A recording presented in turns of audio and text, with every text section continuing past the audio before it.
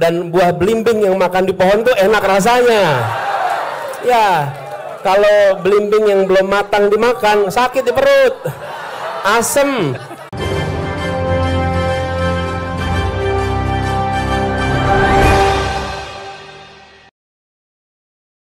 Assalamualaikum warahmatullahi wabarakatuh. Anies Baswedan di acara Desa Anies yang diselenggarakan di Sumatera Barat, Anies menyentil Gibran, di mana Anies mengatakan bersyukur berpasangan dengan Gus Muhaimin karena Gus Muhaimin bukan seorang karbitan, bukan seorang yang mendadak menjadi cawapres. Jadi Anies mengatakan bahwa ibarat buah belimbing matang di pohon, beda rasanya dengan buah belimbing yang diperam. Jadi ini jelas sekali memang Anies menyentil Gibran bahwa Gibran adalah produk gagal dari Mahkamah Konstitusi yang tentunya diloloskan oleh pamannya. Nah, ini banyak menjadi sorotan dari masyarakat. Baik, langsung saja kita simak, yaitu Desa Anies diselenggarakan di Sumatera Barat. Jadi pasangan itu setara. Jadi kami meyakini itu.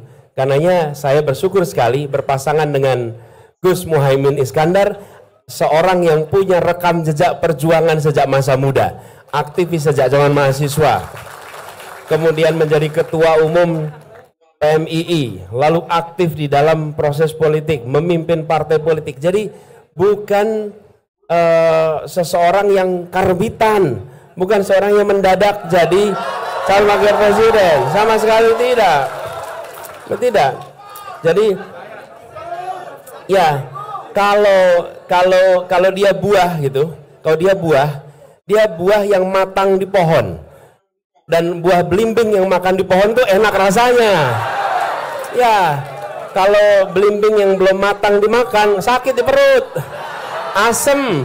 Tapi kalau belimbing yang matang di pohon enak sekali rasanya. Jadi matang di pohon itu beda dengan matang di peram, betul ya?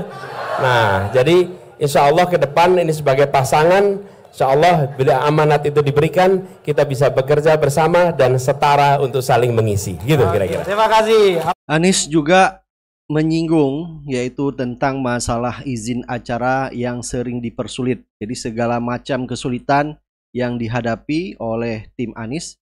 Jadi serumit-rumitnya kesulitan yang dihadapi belum apa-apa, kata Anies, dibandingkan kesulitan rumah tangga di Indonesia.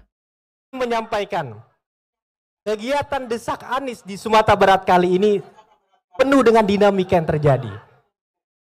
Kami sebagai panitia baru mendapatkan informasi atau perizinan tempat keluar ini baru semalam.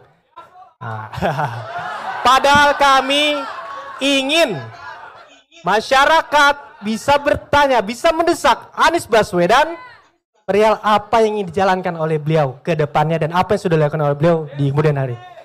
Dan ingin bertanya dulu sebelum kita lanjut ke pertanyaan-pertanyaan lebih dalam, apa pandangan apa Anies perihal kejadian-kejadian ini sih Pak? Segala macam kesulitan yang kita hadapi, serumit-rumitnya kesulitan kita hadapi, belum apa-apa dibandingkan kesulitan rumah tangga di Indonesia atas biaya hidupnya. Jadi, jangan membayangkan ini sebagai sesuatu yang berat. Lebih berat jadi ibu rumah tangga harus mengelola biaya hidup yang amat tinggi. Lebih berat jadi anak muda yang sulit cari pekerjaan. Lebih berat bagi anak-anak yang ingin melanjutkan sekolah dan tidak ada biaya. Jadi kalau untuk melakukan perubahan itu kita harus menjalani hal yang berat-berat ini, insya Allah kita jalani, kita lewati sama-sama. Nah. Terima kasih Pak Anies. Jadi Pak Anies ini sangat optimis teman-teman. Nah, Anies juga didesak oleh mahasiswa, yaitu menanyakan tentang masalah lapangan kerja, dan juga mahasiswa ini meminta bahwa Anies tidak menggunakan bahasa-bahasa yang tinggi dan sulit dimengerti. Pertama, sebelum saya bertanya Pak Anies, saya ingin minta dua hal kepada Pak Anies. Yang pertama itu, Pak Anies orang yang luar biasa, tetapi saya ingin menjawab di sini tidak memakai dengan kalimat-kalimat yang tinggi Pak Anies. Karena di sini tidak semuanya yang memahami kalimat-kalimat tinggi seperti yang di TV itu Pak Anies. Yang kedua, jangan banyak janji di antara masyarakat hari ini. Jadi sini pertanyaan saya Pak Anies, pertanyaan saya, saya mengutip daripada perkataan Tan Malaka itu. Kata Tan Malaka, tujuan daripada pendidikan itu adalah mempertajam pengetahuan, memperkukuh kemauan, dan memperhalus perasaan, Pak Anies.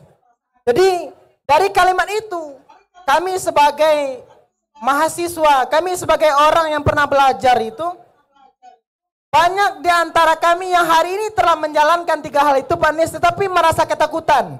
Karena apa? Karena setelah sekolah, setelah berkuliah itu takut tidak mendapatkan pekerjaan. Selanjutnya, banyak di antaranya orang-orang elit yang berada di pemerintahan itu, Pak Anies, tidak mendengarkan dan tidak mau membawa kami masuk ke dalam pemerintahan itu.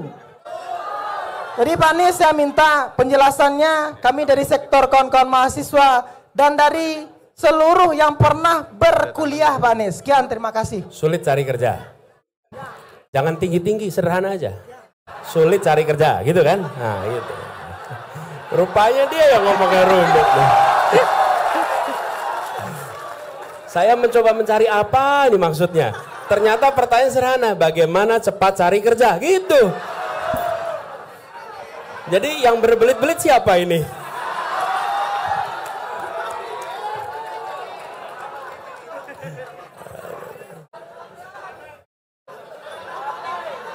Tepuk tangan dulu, lihat tepuk tangan dulu. Ya. Gini, makasih. Namanya sekali lagi siapa? Panggilannya? Dery. Bung Dery, terima kasih Bung Dery. Jadi kita tadi pertanyaan, jangan banyak janji. Saya ingin komentari dulu soal jangan banyak janji.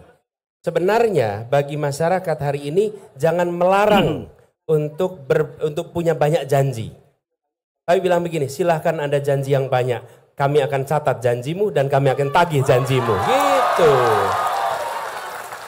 Loh, kalau Anda melarang kami janji banyak, rugi Anda. Rugi. Bener gak? Harusnya dibilang, Pak Anies janjimu kurang banyak Pak Anies. Janjinya ditambah, nanti kami tagih janjimu. Begitu. Jangan slogannya dibalik. Jangan banyak janji. Loh, kok jangan banyak janji? Buat saya baik-baik aja itu. Berarti Anda, kalau tadi saya bilang ada 5 hal, dikurangi aja ya tadi ya.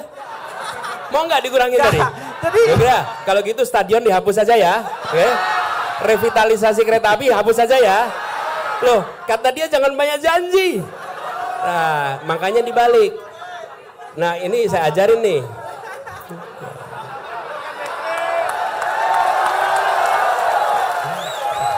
Bener gak? Bener gak tuh? Jadi justru bilang begini, Pak Anies, kami rekam kalimatmu. Satu saat kami tagih janjimu. Begitu. Jadi nanti kalau ketemu dengan siapapun yang berkampanye, katakan, kurang janjimu, tambahin ini, 1, 2, 3, 4, gitu ya. Setuju ya? Oke.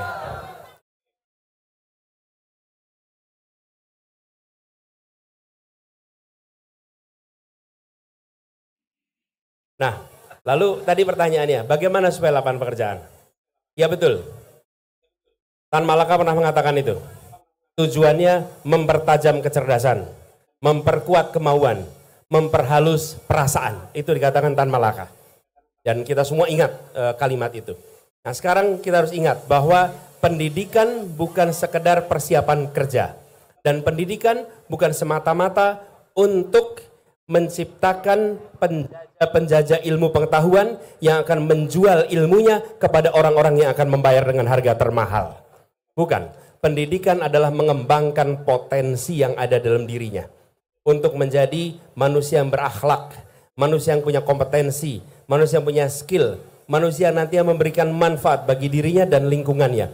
Itulah fungsi pendidikan. Sehingga pendidikan itu membekali seseorang sesuai dengan potensinya. Kira-kira begitu.